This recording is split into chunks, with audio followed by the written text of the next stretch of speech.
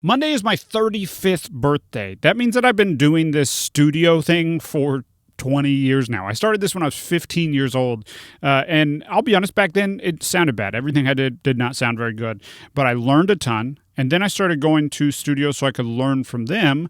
And I went into a nicer studio than I had. Then I went into a nicer studio than that, and then a nicer studio. And eventually I learned enough from going to professional studios, paying thousands of dollars to record in them, that I could actually be getting high-end results in my home studios as well. There was nothing about my home recordings that meant it had to be a demo. There's no reason I couldn't get professional recordings from home. So what I want to do today is give you 20 years of my studio experience in under 20 minutes, hopefully.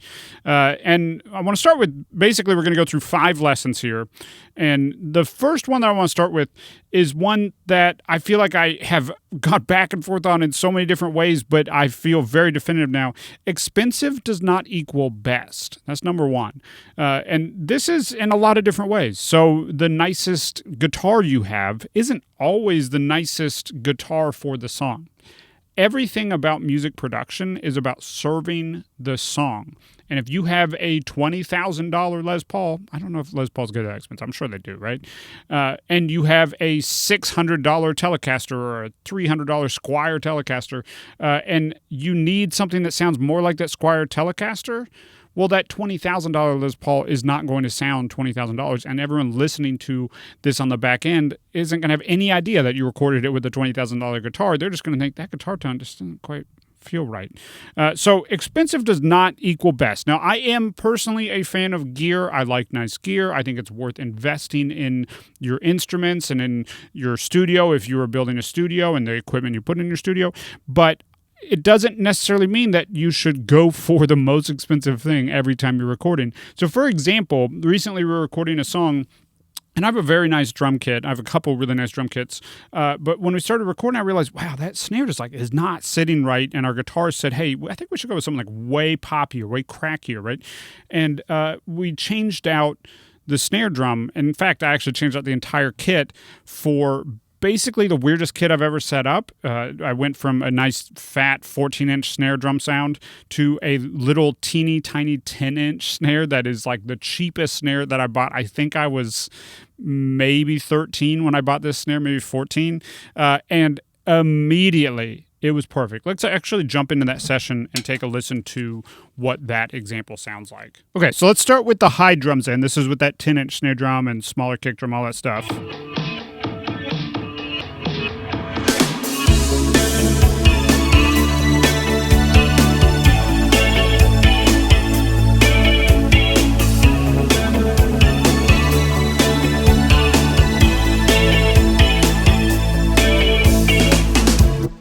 Okay, very happy with how that came out. Let's listen to the first pass of drums I had. This is with the traditional drum kit, my nicer drum kit, big fat snare drum. Let's check that out.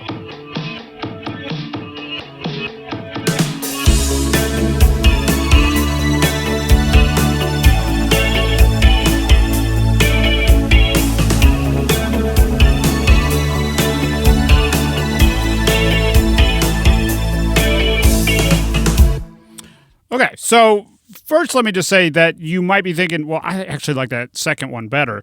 That's totally fine too. The other side of this is that everything is preference, right? So understanding what you like the sound of better, but trusting what you actually like the sound better, and let yourself be okay with liking the thing that's cheaper is one of the best lessons that you can possibly have. You could spend $10,000 on a vocal microphone and then come to find out that your $350 dynamic microphone is actually better for the song that you're working on. And you need to let yourself be okay with that, because otherwise you're going to be constantly making choices that are to flex the nice thing that you have, but not make the best decision for the song. Everything just comes down to what is right for the song. And if you are putting a lot of time and attention into just the nicest, most expensive thing that you have, that's always going to hold back the final product. And no one is going to hear the more expensive thing when it comes out of their speakers. They're just going to hear it and determine if they like it better. And with that, you need to make sure that you like the thing that you're doing better. For me, that higher pitch snare drum, drum, immediately, that was like the unlock I needed for that song. I struggled with this song, the tones for this song for several days. And once I just let myself try my cheaper, small, like literally as a drum that I never would have considered. The rack tom, by the way, is a tom from my second drum kit that I bought, I think, again, when I was like maybe 14.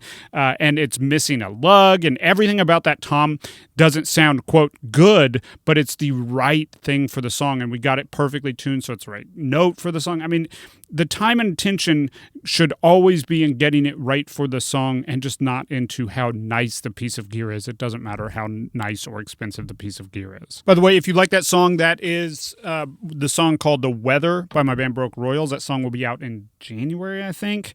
We're just finishing up this album. God, I'm so proud of this album, guys. I'm so excited to share it with you. But yeah, anyway, check that out. That's The Weather, Broke Royals. If you don't already follow Broke Royals on Spotify, Apple Music, all that stuff, be sure to like us, all that good stuff. Anyway, let's talk about number 2, which is to become obsessed with the little things. Everything in music production is about getting everything 1% better, just a little bit better. And every little 1% slip up throughout the process adds up to everything coming together significantly less good. So become obsessed with the little things. Specifically, what I was thinking about when I wrote this is tuning.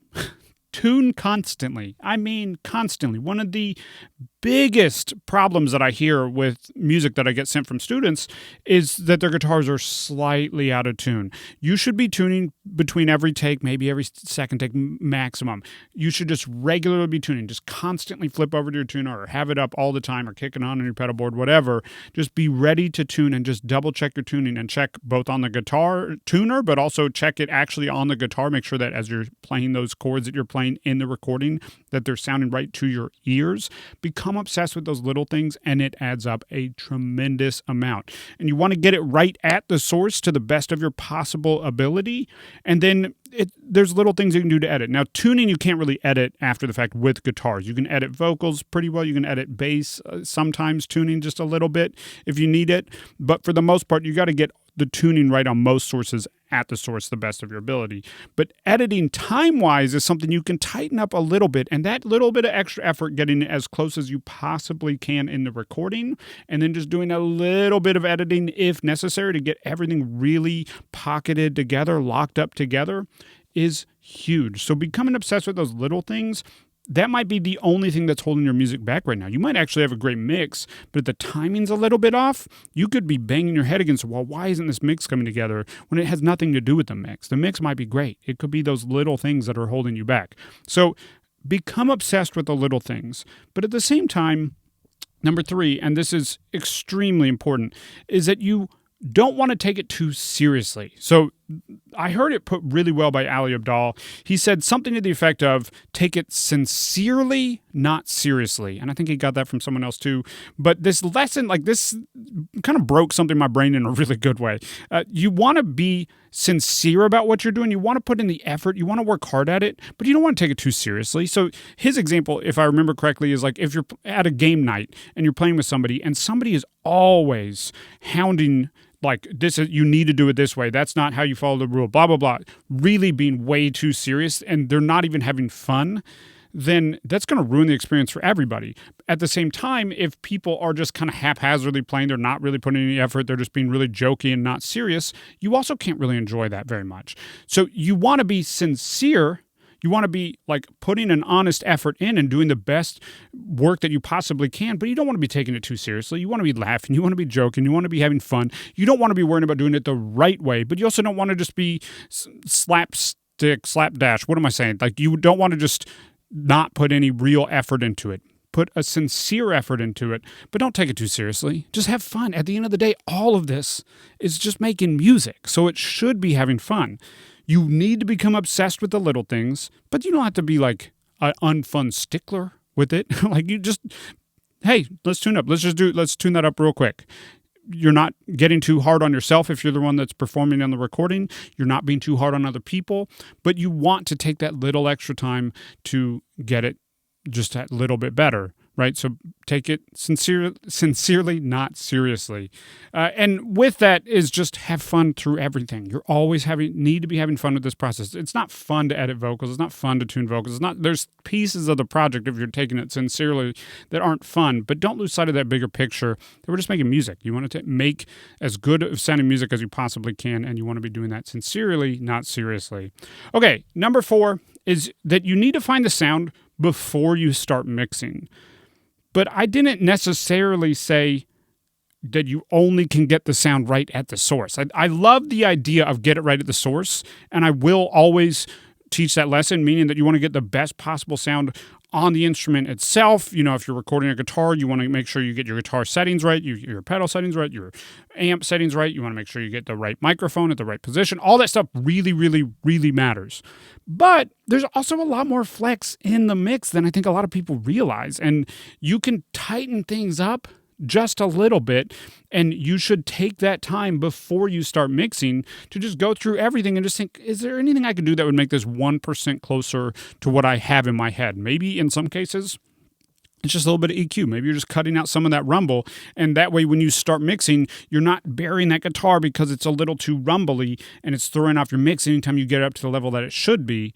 You want to get that stuff cleaned up before you start mixing. In other situations, it could be kind of drastically transforming the sound. A lot of times, because I work remotely with my band, I'll get tracks that I love the part and I love like the idea or the direction of the sound, but for it to be right in this song, it needs to be different in some way. So let's actually jump in and take a look at a couple examples again. Okay, so we're in an earlier session here. This is when we were just prepping everything before I even started recording my final drums for it. And that intro drum part you heard a little snippet of before my real drums came in. The original version was kind of like this huge electric drum thing. It sounded like this. And I was like, that's a really cool sound. I like the sound, but that's not going to fit in this larger picture of the song. So as opposed to waiting until I was mixing and setting all my levels and all that stuff to start shaping that, I wanted to shape it before I did anything else. So it also kind of has a little different switch in your head where right now I'm still in this creative recording producing mode. And once I start mixing, then I'm more in the mixing mode. I do think you should produce while you mix a little bit, but I think there's still fundamentally pretty different modes in my head, at least. So I did 2 things. I filtered it out to make it a much thinner sound, and then I put it through this UAD Ruby amp and found a really cool sound. And I'm using a ton of this little room emulation up here that gave it space around the drum kit. So if we listen to it with these off, it sounds like this. Add those on. Right? Huge difference. And just that EQ alone gets it kind of in the right space. And then this amp emulation gives it this really cool sound. Right? So explore before you actually start jumping into the mix. I want to show you one other example here, and that's this main guitar line. So the main guitar line on its own was just a mono guitar recording. I believe he had a mic on his amp here. This is our guitarist, Benji. And I had just seen this great video on Delete Ya from Tape Notes by Joe, DJO. They were talking about their song Delete Ya and the podcast Tape Notes. And they did this really great breakdown where he shows how that main guitar sound came together. And it was basically just Echo Boy and then this Brigade chorus. And I thought, man, that's kind of exactly the right kind of thing here. So it took it from a pretty mono or completely mono guitar, just right up the middle, to being a fairly stereo guitar. If I take both of those back off, mono up the center, sounds great. Add them back on. Now it's kind of dancing around in the mix, swimming around. That wasn't the right part to be double tracked. It should be a single guitar, but we wanted to live wider. And again, I wasn't going to set that at the right level in the mix if I was hearing it only as this mono up the middle thing. I needed it to live and dance around in the mix a little bit. So I'm sure I did some things in the actual mix to shape it to fit together a little bit better. I know I did for sure on that intro drum part.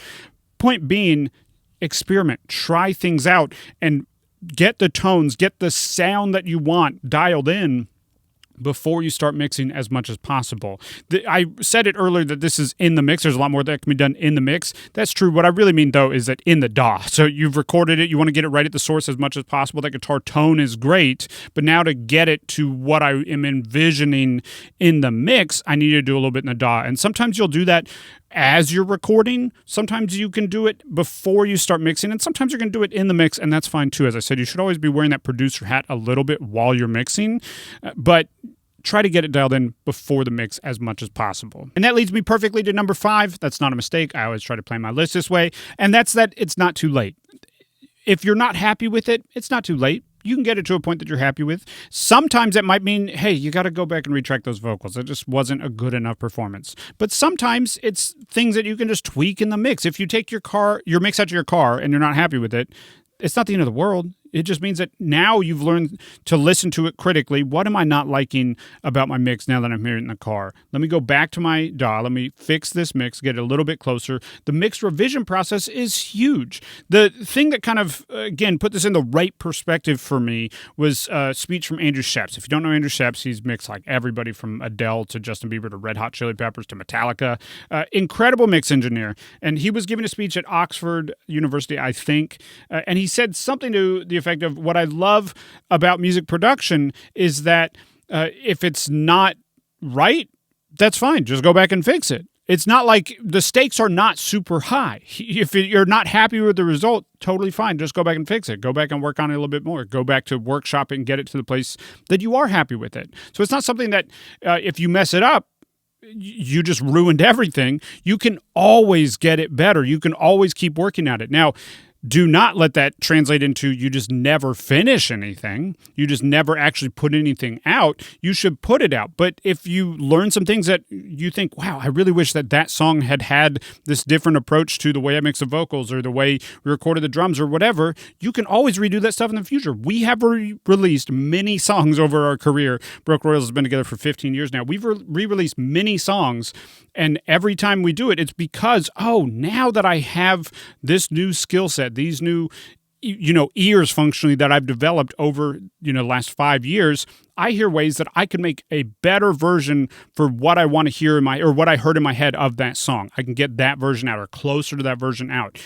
So it's not too late. Even if you put it out, it's not too late. And I want to give you one example here again, because I like these videos to have examples of, we recorded a guitar solo and it sounded great. And it was a big production going into the guitar solo. 4 tracks. He really worked to layer everything out. But then when we started mixing it and he listened to the mix, he was like, it sounds great, but I kind of wish it was a very different approach. I wish it was that really blown out guitar sound. Let's jump in and let's listen to it kind of before, and then we'll listen to it after. So this is what it sounded like originally.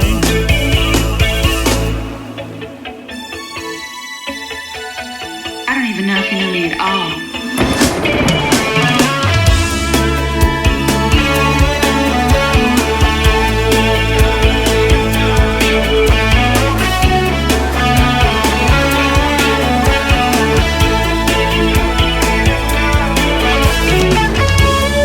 I mean, really, really cool sound, really cool part. And he did it with a lot of intentionality. So it's a main solo line and then also a harmony. And then the same thing, but fuzzed out. So kind of crazy sounding. And that fuzz was kind of the direction that he realized that he wanted, but he wanted to push it a lot further. So he said, could we do it where we're kind of doing that blown out preamp thing like you would have if you just pushed a recording console or a preamp way too hard? So I did this initially by sending a double, so sending from the guitar bus out to a aux track here, and then putting a preamp and driving a crazy amount of 3K into that preamp and really driving that preamp super hard. And that kind of got us the effect. So if we listen to just that, insane. You put it with the guitar. Take it away.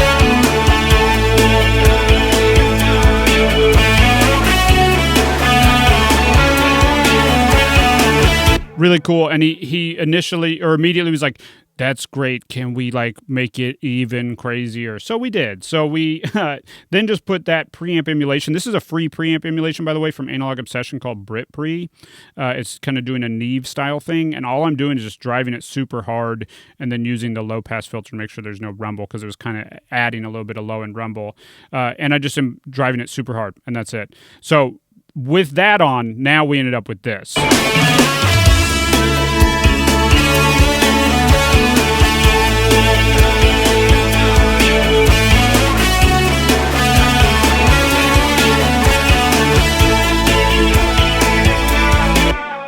So again, pretty crazy, right? I mean, that effect, you might be listening to that and you're like, I don't like that. And again, this is where preferences are so important. This is what we wanted out of this. We kept working at it. It wasn't too late for us to get the sound that he was after, even though we didn't initially get it. We had good takes. That was the key. It was in tune. It was in time. Everything was the right part and the right take. But the tone wasn't quite what we were going for, so we just kept at it, and we got it to where we wanted it to be. So it's not too late. And this goes back perfectly to my first example, which is I recorded those drums and I wasn't happy with them. And to be honest with you, I was a little disheartened for a day or two when I sent to the band and I listened back to it, and I just felt like, man, between their feedback and my thoughts on it, we knew it wasn't the right drum sound for what we were trying to do with this song. I was disheartened for a minute, and then I remembered it's not too late. Let's just try it. Like, let me just grab that cheap little tiny snare and let me do a pass with that. And if it doesn't work out, that's no big deal. Like, no one's going to hear the wrong version of it. So try things. Don't be afraid to experiment. And if you're not getting the thing that you're happy with, just keep trying things until you get there. You will figure it out over time. And also with that, I just have to drive this home. Don't let that be a reason that you don't ever put out music. At some point, you have to just put things out. Scheduling, just putting out a date and saying when you're releasing something is one of the most helpful things you can do. And if you want to finish more music and get better at putting out great sounding music, you just have to put stuff out. So don't be afraid to say, this isn't perfect, and I know that almost nothing is ever perfect. A record's not done because we're so 110% happy with how it sounds. It's almost always done because we said, hey, I'm going to put it out on X date. And that's one of the advantages that big bands have, is that they've told their label, or the label has said, album is coming out on X date. They just have to finish it. And that mindset shift of just, I am going to get this done by X date is really, really huge. Okay, I didn't quite nail my 20 minutes like I'd hoped, but we were pretty close. And I want to wrap this up with what I think is kind of the through line of all of this, and that's that feedback is one of the most important, powerful things that you can have in the music production process. If we think through this, expensive versus best, sometimes we are blinded by knowing how nice a piece of gear or how expensive a piece of gear was, whereas other people don't care. They're just going to give you their opinion on if it sounds right or if it doesn't, or if it fits inside the vision of what you're trying to create. That outside perspective is huge. If we're thinking about becoming obsessed with the little things, sometimes when you're the one recording, it's hard to have that perspective of, oh, my timing's just a little bit off here, or the guitar was a little more out of tune than I realized. Sometimes we are blind to that stuff. Taking it sincerely, not seriously, that one's on you. You got to do that one yourself. But find the sound before you start mixing. Sometimes you might have recorded a part, and then the person that's actually mixing it, or if you are the one doing it, having that outside perspective from someone else saying, before you actually start mixing it, saying like, this sounds pretty good, but those guitars are like a little bit, whatever. Like, we just got to clean up some of that rumble. And it's not too late. All of that stuff. So many of my examples here, the reason we got the end result isn't because I'm a genius. It's because the people around me, when we were listening to these, were able to kind of get me past my own biases, my own perspectives, or whatever was holding me back with this music. And so having the people around you, surrounding yourself by people who love this stuff just as much as you do, is really, really powerful. Now, if you're in a band, hopefully your bandmates are going to be some of those people for you. But if you're a solo artist, or if your band just isn't as passionate about this music production stuff as you are, then try to find a community of people who can give you that feedback, who can help you get past just wanting to use the most expensive microphone that you have. That can get you past all these little things that are holding you back. If you don't have that community, I do have a version of that community. It's my closest group of students through my Home Studio Pro community. And in general, it's completely closed. But next Monday, on my birthday, I will be reopening it as part of my Black Friday deal. This is something that I've never done publicly. I've never had a Black Friday deal publicly. It's always been private just for my closest students. But if you're interested in leveling up your music production, I'm doing a huge sale on all my courses, and with that, including a free trial to my Home Studio Pro community. And this community is absolutely the best way to get that outside perspective if you don't already have it. I'm also in there as often as I can be, giving advice, giving feedback, giving tips, and I do a monthly Q&A call with everybody in there, and I'm doing master classes and multi-tracks to practice your mixing and all this stuff. So if you are trying to level up and you've felt really disheartened or felt really stuck, then this might be exactly the thing for you. The courses or the community, all of it is designed to give you everything you need to get your music to that next level. So definitely check out thebandguide.com/Black Friday 2025 on Monday when I open the doors to that sale. It's only going to be around till the end of Cyber Monday. So definitely jump on that if you're interested in the highest leverage thing that you can level up in your music productions is yourself. So if you are struggling and you're not happy with what you're getting, then leveling up yourself is going to help you way more than that $10,000 microphone. Because again, maybe that $10,000 microphone isn't even going to be right for any of the music you're making. I don't know. Think about it. Okay. I hope this is helpful. This is something that I really feel like all these little things have added up for me, and they are things that aren't super obvious and other people aren't necessarily talking about. So I know this isn't just a tips and tricks video, but hopefully it was helpful to you nonetheless. If you enjoyed this, be sure to like, comment, subscribe, and I'll see you in another episode real soon.